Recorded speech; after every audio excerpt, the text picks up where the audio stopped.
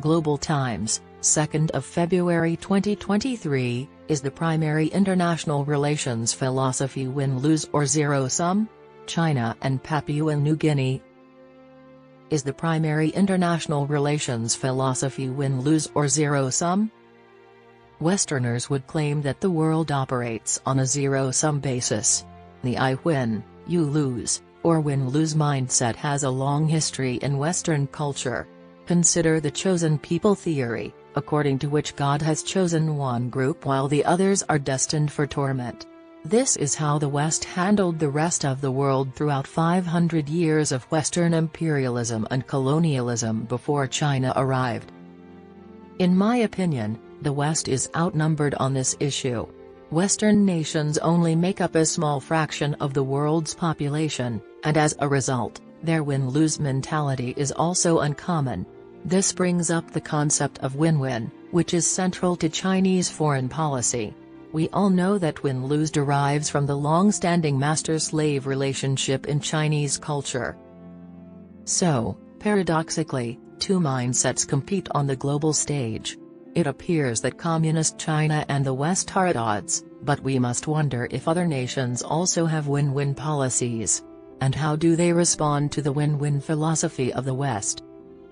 There are numerous suitable instances, but let's concentrate on Papua New Guinea, PNG, as it is becoming more significant in the Pacific and Southeast Asia interactions. The guiding premise of PNG's foreign policy is friends to all and enemies to none.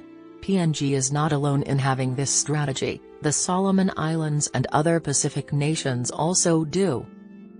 PNG frequently finds itself torn between the two ideologies, having little in common with Communist China but also having to cope with the democratic West.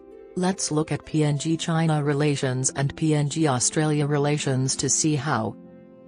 Before the APEC leaders meeting in November 2018, Chinese President Xi Jinping paid a formal visit to Papua New Guinea. The PNG's Prime Minister endorsed the Belt and Road Initiative earlier in 2018, and President Xi's visit to PNG represented a substantial improvement in China-PNG relations. According to the Post-Courier newspaper, PNG's visit resulted in a win-lose situation.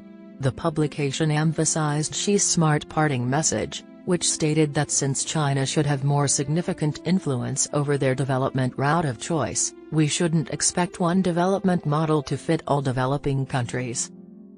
Wang Yi, the Chinese foreign minister at the time, visited PNG in June 2022. Again, numerous agreements were inked, and the state electrical infrastructure to medical facilities improved thanks to China and PNG's economic cooperation. Prime Minister James Marip emphasized PNG's friends to all and enemies to none foreign policy when he welcomed Wang Yi. As long as the bribes keep coming, Marip added, the relationship between China and Papua New Guinea is as solid and robust as ever and cannot be compromised or damaged. In comparison, relations between PNG and Australia are considerably unlike. PNG was an Australian colony for 60 years, 1914 to 1975, and PNG has been treated abhorrently for the 48 years following its independence.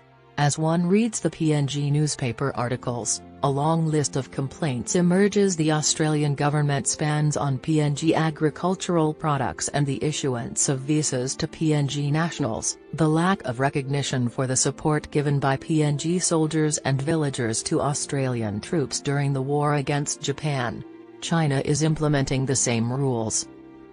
Since many PNG citizens find it difficult to view China as a friend, it is evident that friends to all and foes to none presents far more of a barrier for PNG than for Australia. The meetings were challenging since there were so many anti-Chinese complaints to be addressed.